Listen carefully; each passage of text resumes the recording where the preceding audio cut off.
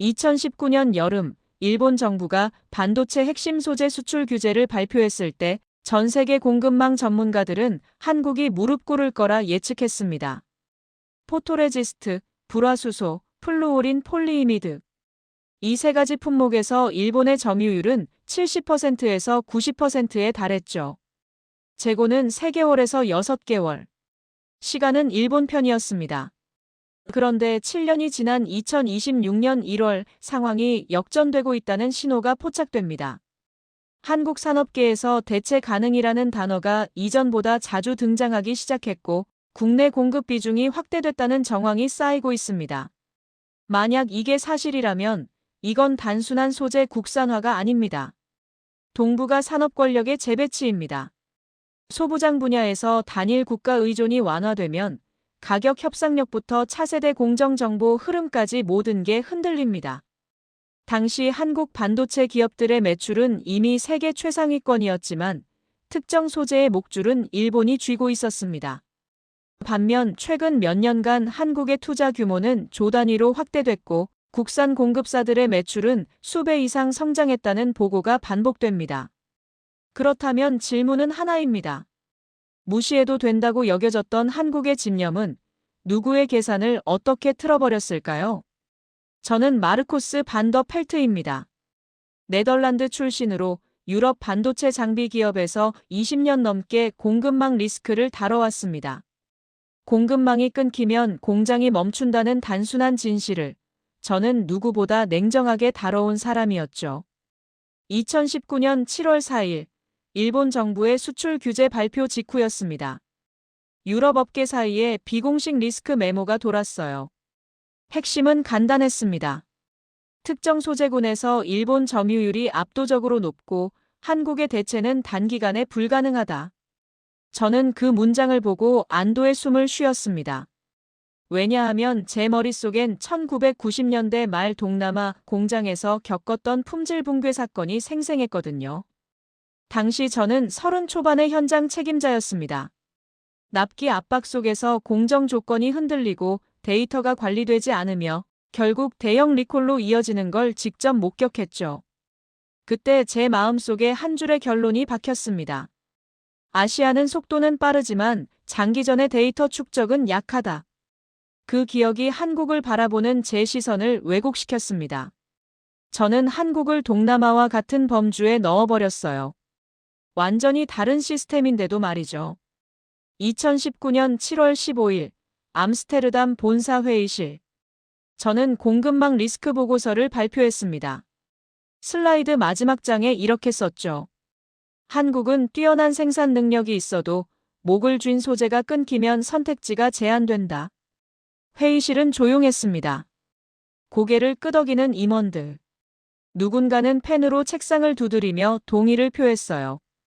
마치 이미 승부가 끝난 것처럼 느껴졌습니다. 하지만 그날 회의가 끝나고 제 노트 한쪽에 작게 적어둔 문장이 있었어요. 한국의 대응 방식 가격 협상인가, 생태계 투자인가. 당시엔 그냥 메모였습니다. 중요하게 보지 않았죠. 하지만 지금 돌이켜보면 그게 모든 걸 가르는 질문이었습니다. 2019년 8월 업계 뉴스에서 한국 정부가 소부장 육성에 대규모 예산을 투입한다는 소식이 나왔습니다. 저는 코웃음 쳤어요. 예산으로 기술이 나오나? 시간이 필요한데. 제 동료 한스가 물었습니다. 마르코스, 한국이 정말 못 버틸까요? 저는 자신있게 답했죠. 6개월이면 협상 테이블로 돌아올 겁니다. 공장을 멈출 순 없으니까요. 그 자신감은 어디서 왔을까요? 제 경험에서 왔습니다. 제가 본 아시아 공장들은 늘 그랬으니까요. 초반엔 질주하지만 긴 싸움에서 포기가 먼저 찾아오는 구조. 하지만 저는 한 가지를 놓쳤습니다. 한국은 제가 본 다른 나라들과 달랐다는 걸요. 2019년 9월 한국 반도체 기업들의 주가가 요동쳤습니다. 시장은 공포에 떨었죠. 저는 그 뉴스를 보며 제 판단이 옳았다고 확신했습니다. 하지만 동시에 묘한 뉴스도 흘러나왔어요. 한국 대기업들이 국산 소재 공급사들과 긴급 미팅을 잡았다는 소식. 테스트베드 구축, 공동 검증 프로그램이라는 단어들이 보이기 시작했습니다. 저는 그때도 무시했어요. 테스트? 검증? 그건 시간이 너무 오래 걸립니다. 반도체 공정은 하루하루가 급한데 느긋하게 테스트할 여유가 어디 있겠어요. 제 머릿속 계산은 간단했습니다. 한국은 결국 일본으로 돌아갈 것이다. 공급망 안정이 최우선이니까. 2019년 12월 연말 보고서를 쓰면서 저는 이렇게 결론 내렸습니다. 한국의 반발은 일시적이며 2020년 상반기엔 정상화될 것으로 예상된다. 그 보고서는 유럽 여러 기업에 공유됐습니다. 많은 사람들이 제 분석에 동의했죠. 하지만 제가 몰랐던 게 있었습니다. 그 순간 한국 안에서는 전혀 다른 게임이 시작되고 있었다는 걸요. 2020년 1월 새해가 밝았습니다.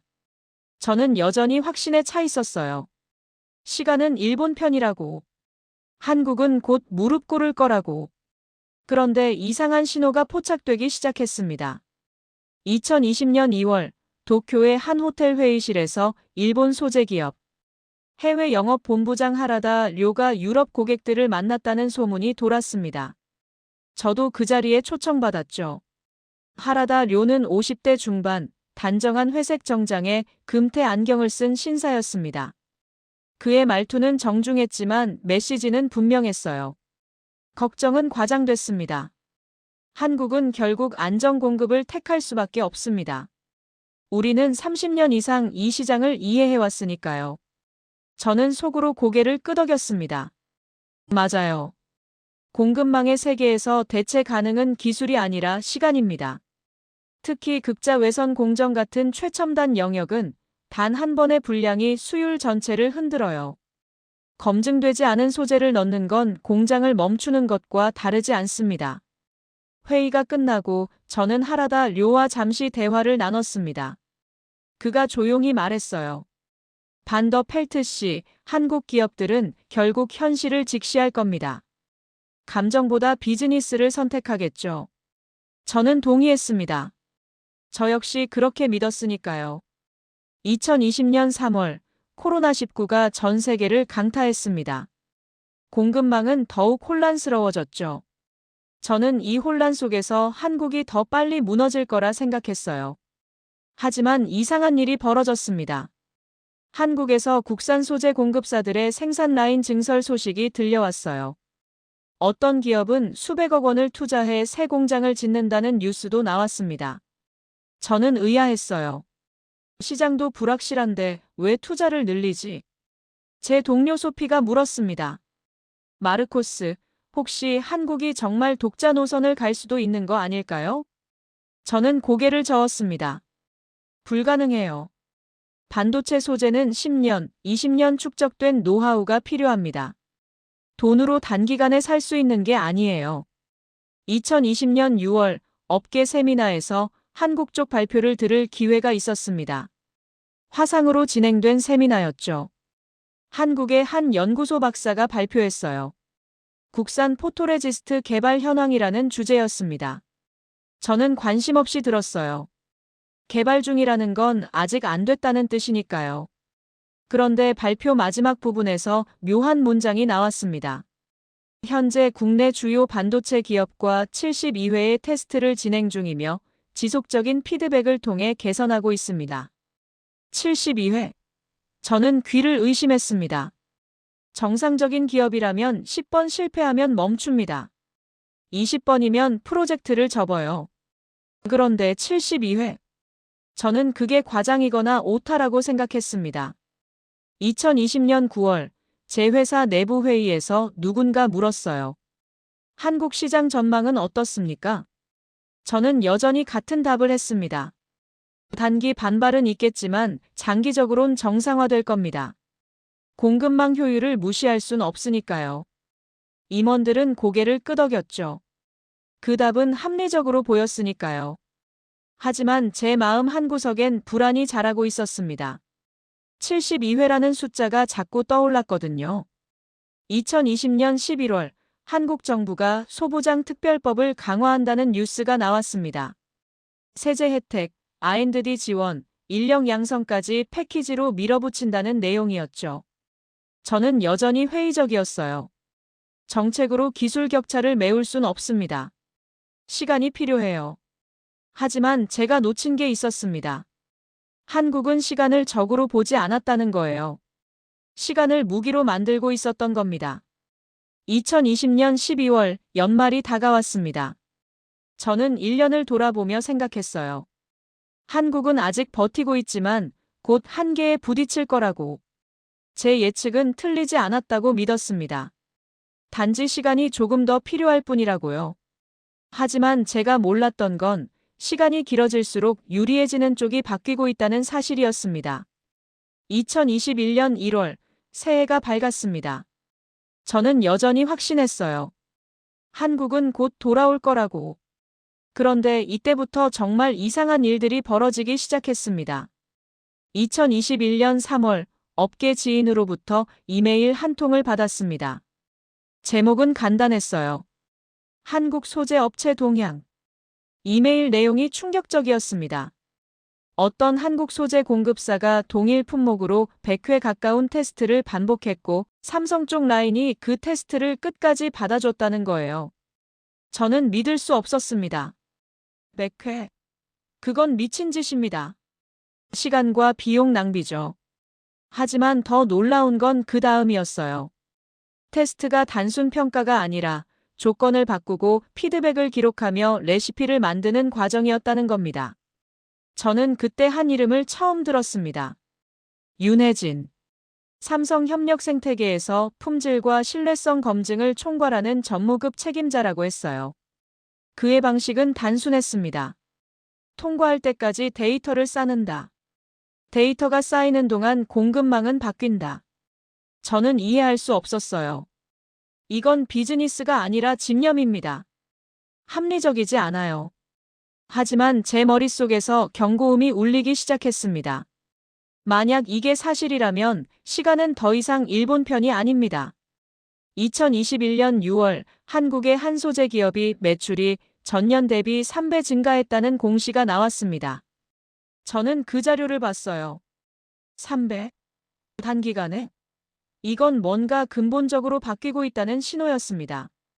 저는 불안해지기 시작했어요. 제가 놓친 변수가 있는 게 아닐까? 2021년 8월, 제 회사 CEO가 한국 출장을 다녀왔습니다. 그가 회의에서 말했어요. 한국 파트너들의 태도가 예전과 다릅니다. 예전엔 우리말을 따랐는데 지금은 자기들 의견을 강하게 냅니다. 저는 그 말에 움찔했습니다. 태도 변화는 힘의 변화를 의미하거든요. 2021년 10월 업계 세미나에서 윤혜진이라는 사람이 발표한다는 소식을 들었습니다. 저는 호기심에 세미나에 참석했어요. 윤혜진은 50대 초반으로 보이는 여성이었습니다. 차분하지만 단호한 목소리로 발표했죠. 우리는 공급사를 단순 납품처로 보지 않습니다. 생태계의 일부로 봅니다. 그래서 함께 실패하고 함께 배우고 함께 성장합니다. 저는 그 말을 듣는 순간 소름이 돋았습니다. 이건 비즈니스 철학이 아니라 전쟁 전략입니다. 발표가 끝나고 질의응답 시간이었어요. 유럽의 한 엔지니어가 물었습니다. 그렇게 많은 테스트를 하면 비용이 엄청날 텐데 효율적인가요? 윤혜진이 미소 지으며 답했습니다. 단기 효율은 떨어집니다. 하지만 장기 독립성은 올라갑니다. 우리는 후자를 선택했습니다. 그 순간 제 머릿속이 하얗게 비었습니다. 한국은 효율이 아니라 독립을 목표로 하고 있었던 겁니다. 저는 그날 밤 호텔방에서 잠을 이룰 수 없었어요. 과거 동남아 공장의 기억이 떠올랐습니다. 그때 현장은 실패를 숨겼습니다. 기록하지 않았어요. 반복하지 않았죠. 그래서 무너졌습니다. 하지만 한국은 정반대였습니다. 실패를 숨기지 않고 오히려 실패를 시스템으로 관리하고 있었어요. 저는 깨달았습니다. 제가 한국을 오판한 이유는 한국이 뭔가를 잘못해서가 아니라 제가 한국을 제 기억 속 아시아에 끼워 맞췄기 때문이라는 걸요. 2021년 12월, 저는 처음으로 제 과거 보고서를 다시 꺼내봤습니다. 2019년 7월에 썼던 그 보고서요. 한국은 뛰어난 생산 능력이 있어도 목을 쥔 소재가 끊기면 선택지가 제한된다. 그 문장을 다시 읽으며 손이 떨렸습니다. 이 결론이 틀렸다면, 제가 유럽 업계 전체를 잘못된 방향으로 이끈 거라면, 저는 두려웠습니다. 제 확신이 무너지는 게 두려웠어요. 하지만 인정해야 했습니다. 한국은 제가 생각했던 것보다 훨씬 강했고, 훨씬 집요했으며, 훨씬 전략적이었습니다. 2022년 1월, 새해 첫 업계 미팅이 있었습니다. 참석자 중에 하라다 료도 있었어요. 그의 얼굴엔 피로가 역력했습니다. 예전의 여유로운 미소는 사라지고 긴장한 표정이 자리 잡고 있었죠. 미팅이 끝나고 복도에서 우연히 마주쳤습니다. 그가 먼저 말을 걸었어요. 반더 펠트 씨, 요즘 한국 시장이 예상과 다르게 움직이고 있습니다. 저는 조심스럽게 물었죠. 어떤 면에서요? 하라다 료가 한숨을 쉬었습니다. 주문량이 줄고 있습니다. 점진적으로요. 우리 본사는 일시적 현상이라고 하지만 저는 다르게 봅니다. 그의 목소리엔 불안이 묻어났어요. 해외 영업 본부장으로서 실적 압박을 받고 있다는 게 느껴졌습니다. 2022년 4월, 일본 소재 업계 내부 회의록 일부가 유출됐다는 소문이 돌았습니다. 직접 확인하진 못했지만 여러 경로로 비슷한 얘기가 들려왔어요. 회의에서 누군가가 물었다고 합니다. 가격을 더 낮추면 되지 않나요? 그러자 다른 임원이 탁자를 두드리며 말했답니다.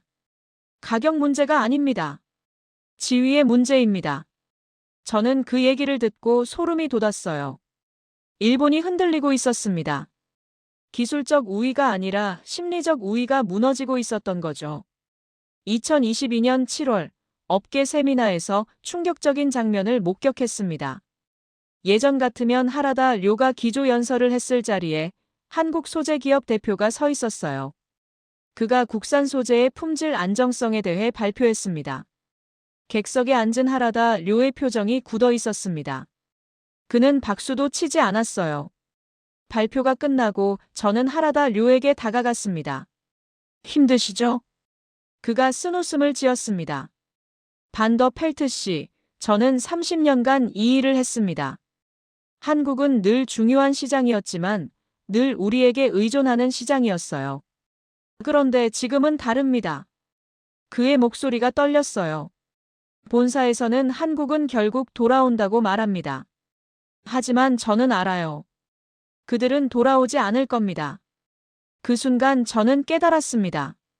하라다 료는 이미 승부를 포기했다는 걸요. 2022년 10월 하라다 료가 갑자기 사임했다는 소식이 들렸습니다. 공식 이유는 건강 문제였지만 업계에선 다르게 해석했어요. 실적 부진과 전략 실패의 책임을 진 거라고들 했습니다. 저는 그 소식을 듣고 복잡한 감정이 들었어요. 하라다 료는 나쁜 사람이 아니었습니다. 단지 변화를 읽지 못했을 뿐이죠. 저처럼요. 2022년 12월, 일본 소재 기업의 주가가 하락세를 보였습니다. 시장은 한국 의존도 감소를 반영하기 시작한 거예요. 반면 한국 소재 기업들의 주가는 상승했습니다. 자본시장이 먼저 변화를 감지한 겁니다. 저는 그때 처음으로 인정했어요. 제 2019년 보고서는 완전히 틀렸다고. 한국은 무릎 꿇지 않았습니다. 오히려 더 강해졌어요. 시간을 견디는 동안 근육을 키웠던 겁니다. 2023년 1월, 제 회사 내부 회의에서 CEO가 물었습니다. 마르코스, 한국 공급망 상황을 어떻게 보십니까? 저는 한참을 망설이다 대답했어요. 제 과거 분석은 틀렸습니다. 한국은 우리가 생각했던 것보다 훨씬 전략적이고 장기적으로 움직였습니다. 회의실이 조용해졌습니다. 제가 제 분석을 부정한 건 처음이었거든요. CEO가 물었습니다. 그렇다면 이제 어떻게 해야 하죠? 저는 솔직하게 답했습니다. 우리가 배워야 합니다. 한국에서요. 그 말을 하는 제 입술이 떨렸습니다. 자존심이 상했거든요. 하지만 사실이었습니다. 2023년 3월, 묘한 변화가 감지되기 시작했습니다. 제 지인 중 한 명이 도쿄 소재 기업에서 일하는 엔지니어였어요. 그가 조용히 말했습니다. 마르코스, 요즘 한국 쪽에서 예전만큼 피드백이 오지 않아요. 불량 원인 분석 요청도 줄었고 개선 제안도 거의 없습니다. 저는 그 말의 의미를 즉시 이해했습니다. 피드백이 끊긴다는 건 정보 흐름이 끊긴다는 뜻이에요. 그리고 공급망 세계에서 정보는 곧 권력입니다. 2023년 5월 서울에서 열리는 반도체 포럼에 초청받지 못한 일본 기업들이 있다는 소문이 돌았습니다. 예전 같으면 당연히 초청받았을 기업들이었어요. 하지만 이번엔 명단에서 빠졌죠. 대신 유럽과 미국의 새로운 파트너들이 초청받았습니다. 한국은 공급망을 다변화하고 있었던 겁니다. 저는 그때 2019년 제 노트를 다시 꺼내봤어요. 거기 적혀있던 문장이 떠올랐습니다. 한국의 대응 방식 가격 협상인가, 생태계 투자인가. 한국이 선택한 건 생태계 투자였습니다. 그리고 생태계를 만든 쪽이 룰을 만듭니다. 2023년 7월 한국의 한 대기업이 차세대 공정 로드맵을 발표했습니다. 거기엔 국산 소재 적용 확대 계획이 명시돼 있었어요. 저는 그 자료를 보며 전율했습니다. 이건 단순한 계획이 아니었어요. 선언이었습니다. 우리는 더 이상 당신들에게 의존하지 않는다는 선언. 2023년 9월 제 동료 소피가 한국 출장을 다녀왔습니다. 그가 회의에서 보고했어요. 한국 파트너들이 예전과 완전히 다릅니다. 자신감이 넘쳐요. 협상 테이블에서 우위를 점하고 있다는 걸 그들도 알고 있습니다. 저는 그 말을 듣고 씁쓸하게 웃었습니다. 불과 4년 전만 해도 한국은 공포에 떨었어요. 재고가 3개월밖에 없다며 패닉에 빠졌죠. 하지만 지금은 정반대입니다. 떠는 쪽이 바뀌었어요. 2023년 11월 업계 세미나에서 윤혜진을 다시 만났습니다. 저는 용기를 내서 그에게 물었어요. 2019년 규제 발표 직후 두렵지 않으셨나요? 윤혜진이 잠시 생각하더니 답했습니다. 두려웠습니다. 하지만 두려움을 인정하고 나니 할 일이 명확해졌어요. 데이터를 쌓고 시스템을 만들고 시간을 버티는 것. 그가 이어서 말했습니다. 많은 사람들이 우리가 빨리 포기할 거라 예상했습니다. 하지만 우리는 포기하는 법을 몰랐어요. 아니, 포기할 수 없었습니다. 국가 생존이 걸린 문제였으니까요. 저는 그 말을 듣고 숙연해졌습니다. 한국에게 이건 비즈니스가 아니라 생존이었던 겁니다. 2023년 12월 연말 결산 시즌이었습니다. 일본 주요 소재 기업들의 실적이 발표됐어요. 한국 매출 비중이 전년 대비 감소했습니다. 어떤 기업은 20% 이상 줄었어요. 반면 한국 국산 소재 기업들은 매출이 급증했습니다. 시장이 재편되고 있었던 겁니다. 저는 그 수치들을 보며 한 가지를 깨달았습니다. 데이터의 주권을 쥔 쪽이 판을 지배한다는 걸요. 일본은 30년간 데이터를 독점했습니다. 한국은 그 데이터에 의존할 수밖에 없었죠. 하지만 한국이 자체 테스트를 수십 번, 수백 번 반복하며 데이터를 쌓기 시작하자 균형이 무너졌습니다. 데이터를 쥔 쪽이 의사결정권을 갖습니다. 의사결정권은 곧 지위입니다. 2024년 1월 새해가 밝았습니다. 저는 조용히 다짐했어요. 더 이상 편견으로 세상을 보지 않겠다고. 제가 한국을 오판한 건 한국이 잘못해서가 아니었습니다. 제가 한국을 제 과거 경험에 끼워 맞췄기 때문이었어요. 그 편견이 얼마나 큰 오류를 만들었는지 저는 뼈저리게 배웠습니다. 2024년 2월 저는 결정을 내렸습니다. 한국을 제대로 공부하기로요. 서재에 한국 관련 자료를 쌓기 시작했습니다. 산업보고서, 정책문서, 기업 재무제표까지. 밤마다 읽었어요. 처음엔 분노였습니다. 왜 미리 알지 못했을까? 왜 신호를 놓쳤을까? 하지만 분노는 서서히 경외로 바뀌었습니다. 한국의 시스템은 단순히 기술이 뛰어난 게 아니었어요. 국가 전체가 한 방향을 향해 움직였던 겁니다.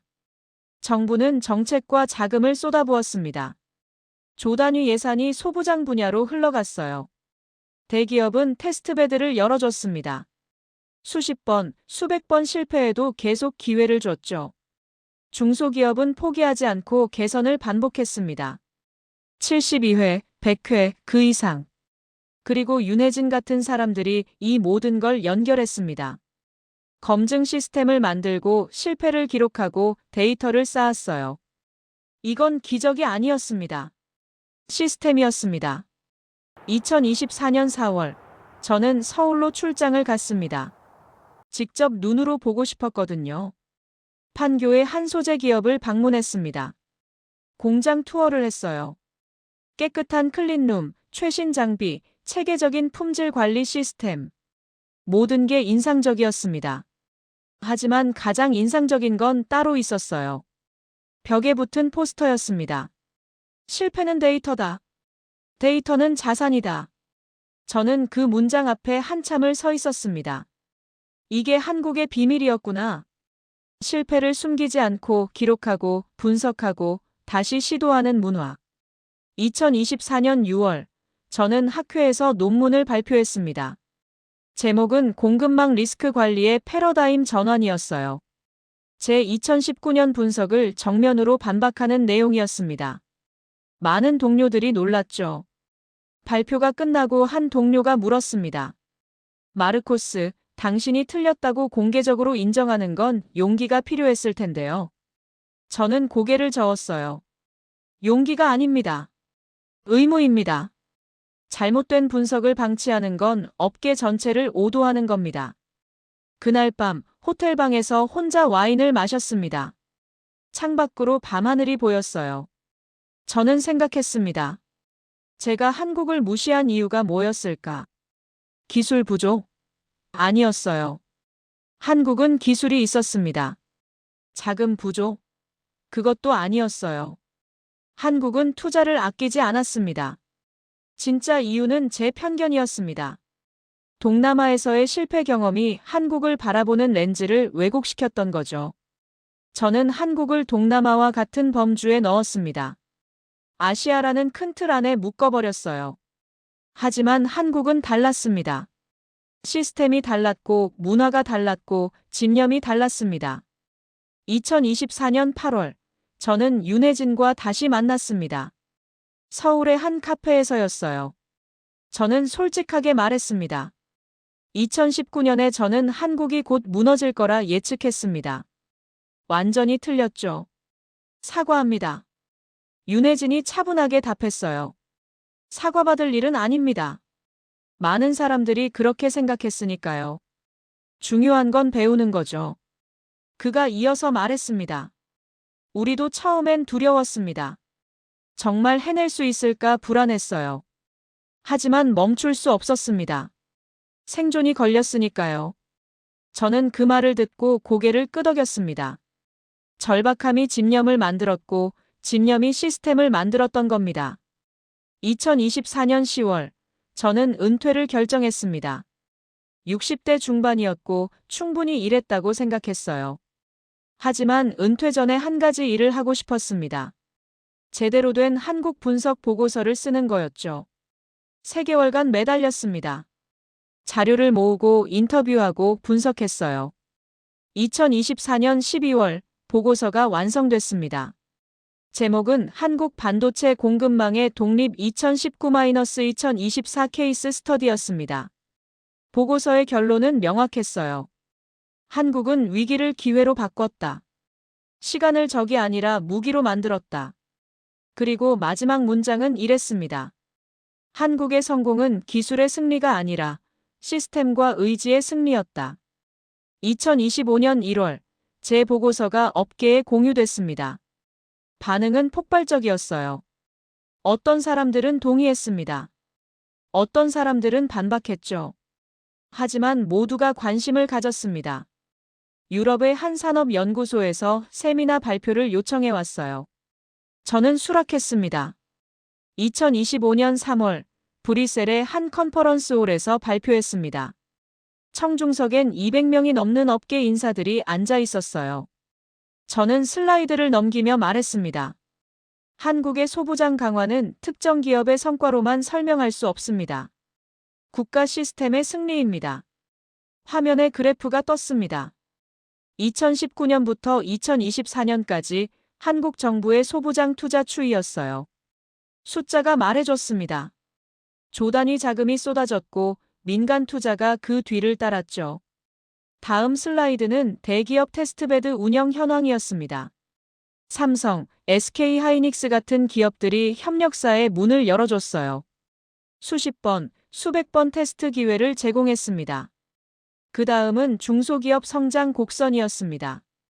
어떤 기업은 5년 만에 매출이 10배 증가했어요. 기술이 축적되고 품질이 안정되고 시장이 확대됐죠. 마지막 슬라이드는 인력 양성 체계였습니다. 대학, 연구소, 기업이 연결돼 전문 인력을 키웠어요. 장기적 관점의 투자였습니다. 저는 청중을 바라보며 말했습니다. 이 모든 것이 한 방향을 향할 때만 가능한 그림입니다.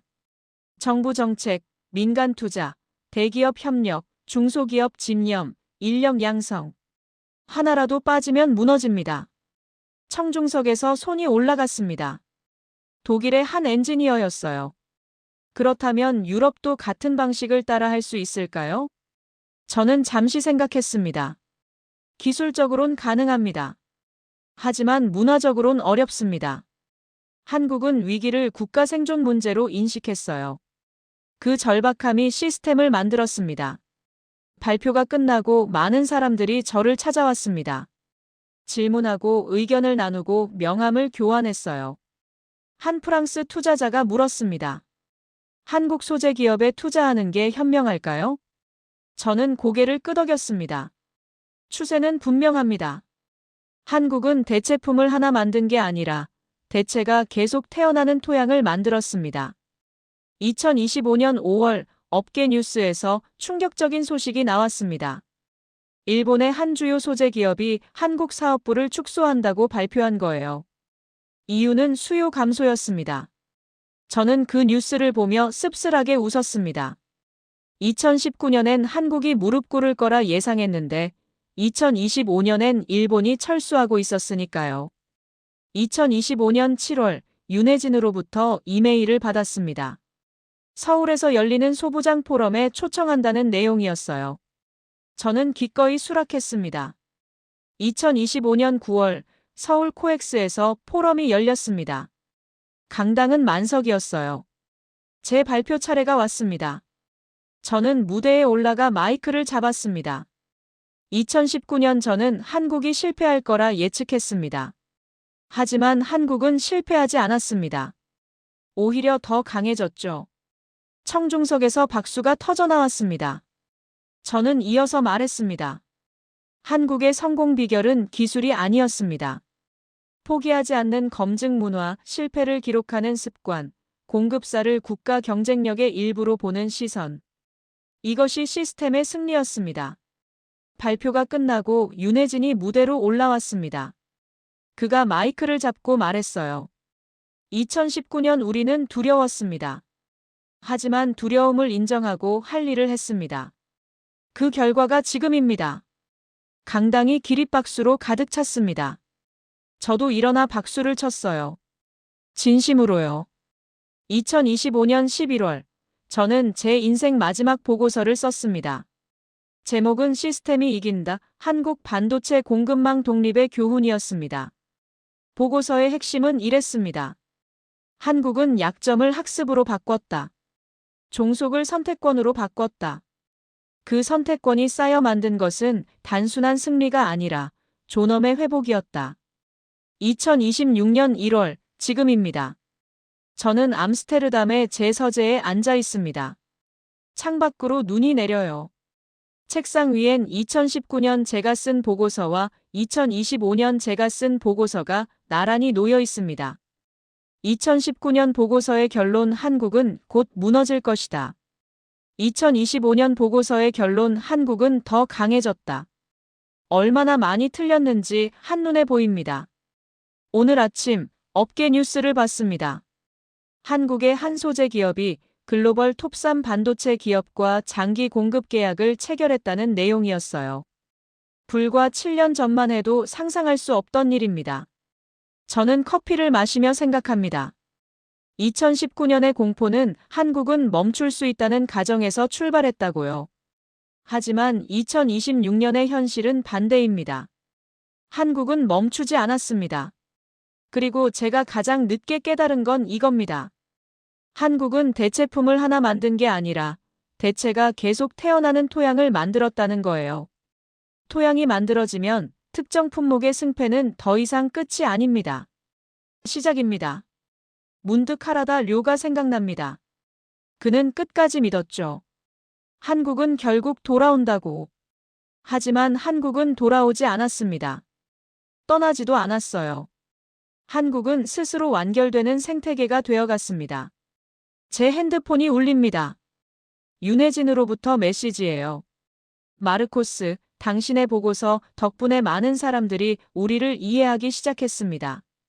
감사합니다. 저는 답장을 씁니다.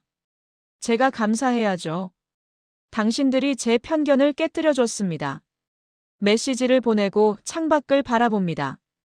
눈이 계속 내립니다. 하얗게 쌓여가요. 저는 생각합니다. 편견도 눈처럼 쌓인다고. 한 겹 한 겹, 보이지 않게. 그리고 그 편견이 시야를 가립니다. 진실을 보지 못하게 만들죠. 제가 한국을 오판한 건 한국이 잘못해서가 아니었습니다. 제가 한국을 제 기억 속 아시아에 끼워 맞췄기 때문이었어요. 동남아의 실패 경험이 한국이라는 전혀 다른 시스템을 같은 범주로 묶어버린 겁니다. 하지만 한국은 달랐습니다. 한국은 실패를 숨기지 않고 기록했습니다. 한국은 단기 효율보다 장기 독립을 택했습니다.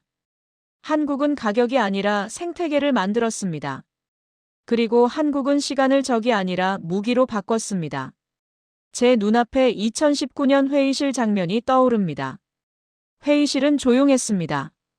고개를 끄덕이는 임원들. 이미 승부가 끝난 것처럼 느껴졌죠. 하지만 승부는 끝나지 않았었습니다.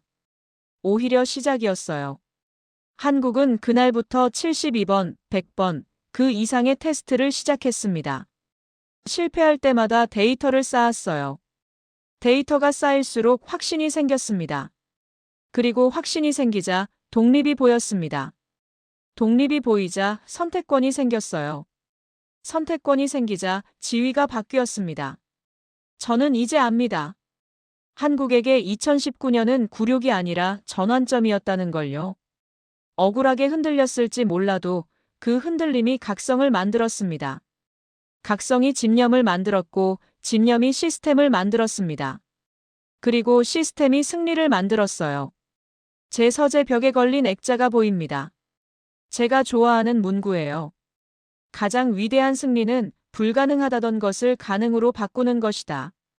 한국이 그랬습니다. 2019년 세계는 말했습니다. 한국은 불가능하다고. 2026년 세계는 배웁니다. 한국에서요. 저는 커피잔을 내려놓고 노트북을 엽니다. 마지막 문장을 씁니다. 한국은 처음엔 억울하게 흔들렸을지 몰라도 시간이 갈수록 약점을 학습으로 바꿨고 종속을 선택권으로 바꿨다. 그 선택권이 쌓여 만들어낸 감정은 단순한 승리가 아니다. 존엄의 회복에 가깝다. 저는 파일을 저장합니다.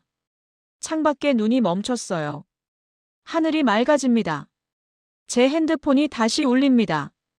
출판사에서 연락이 왔어요. 제 보고서를 책으로 출간하고 싶다는 내용입니다. 저는 미소 짓습니다. 좋습니다. 더 많은 사람들이 알아야 하니까요. 편견이 얼마나 위험한지, 시스템이 얼마나 강력한지, 그리고 집념이 얼마나 아름다운지, 한국이 보여준 것들을요. 저는 자리에서 일어나 창가로 갑니다. 눈 덮인 암스테르담이 보입니다. 아름답네요. 하지만 제 마음은 이미 서울을 향하고 있습니다. 2019년 제가 무시했던 그곳. 2026년 제가 배우고 있는 그곳. 한국. 이제까지 감동의 대륙이었습니다. 구독과 좋아요가 큰 힘이 됩니다.